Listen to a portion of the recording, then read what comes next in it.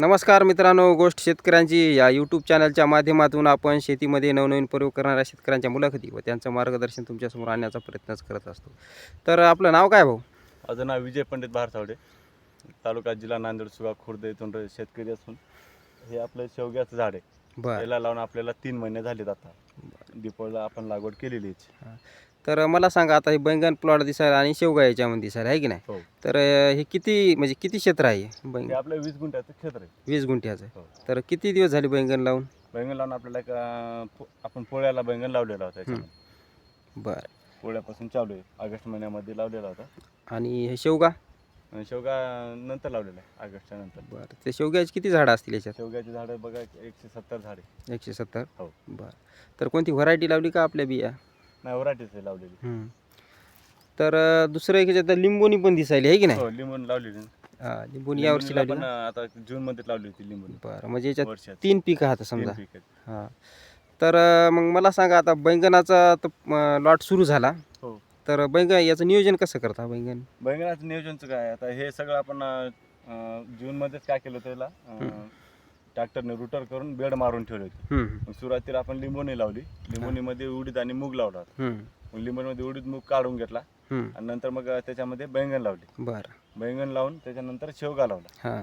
बैंगन, शेवगा आणि शेवग्याच्या आणि बैंगनच्या मधातल्या दांडामध्ये आपण शेपू आणि धने टाकले होते. बरं. धने आणि शेपून आपल्याला जेवढं आपण हे रोप विकत घेतलेले आहेत, समजा जे खर्च झाला वांग्याच्या रोपाचा किंवा शेवग्याच्या बियाचा, ते पूर्ण खर्च निघून गेलेला आहे. आणि याचं नियोजन असं केलं होतं सर, जवळपास कमीत कमी शेवगा म्हणजे हे धने आणि कोथिंबीरची लावली होती आपण. त्याचा खर्च कमीत कमी 25,000 ते 30,000 रुपये झाले. बरं. कारण जून, जुलै, ऑगस्टच्या नंतर भाजीपाला कुठं राहत नाही. पाऊस एवढा झाला की सगळं निघून गेलं. तर आपलं त्या पिरियडला आपला निघाला होता.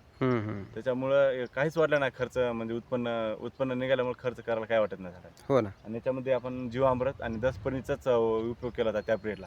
त्याच्यामुळे आपल्या झाडाला मर कुठं लागली नाही ना, गोसाय झाडं झाले नाही. तुम्ही आता कुठलं प्लॉट बघा, आता सध्या व्हायलेत, पण आता पण बघा तुम्ही कळा आणि या झाडाच्या वांग्याची चमक बघा. हे जीवामृत आणि 10 पन्नीची हे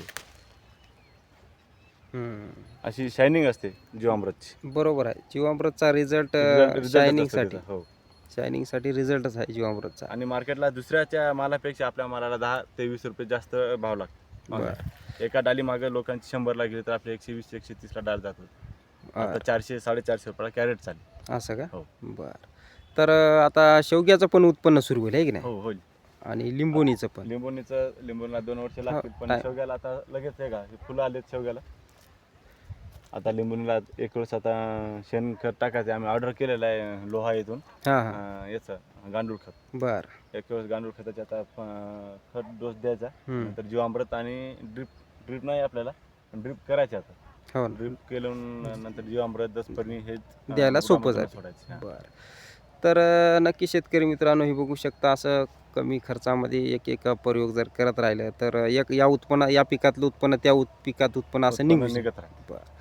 तर भाजीपाला आपण दरवर्षी घेता का? दरवर्षीच. आमच्या आजोबापासूनच घेतात. आजोबाच्या नंतर वडिलांनी केले, वडिलांच्या नंतर मी पण करतो. बरं. तर नक्की शेतकरी मित्रांनो, आणि विशेष म्हणजे तुम्ही त्याच्यात आधुनिकता आणली, खर्च कमी करायचा. बाकी फवारण्या बिवारण्या जास्त खर्च करण्यापेक्षा 50%वर आणा, 20%वर आणा, आहे की नाही? आपल्याच शेतीत राहून आपल्याच शेतीतले जे झाडपाल्यापासून जनावरांच्या विष्ठेपासून जेच औषधं आणि तेच खतं वापरून खर्च कमी करत आणि उत्पन्न वाढवायचं, याच कसं आपण असाच विचार केला पाहिजे. आता तर खर्च परवडणारा नाही आपल्याला. DAPचं पोतं घेतलं तर तुम्हाला 2,500 रुपयाला चालेल. बरोबर आहे. आणि आपल्याच शेणखताला कसं आपण कुजवलं पाहिजे, प्रक्रिया केली तरच त्याच्यापासून हे होतं. बरं. आणि खर्च कमी केला तर ते आपल्याला उत्पन्न दिसते जास्त.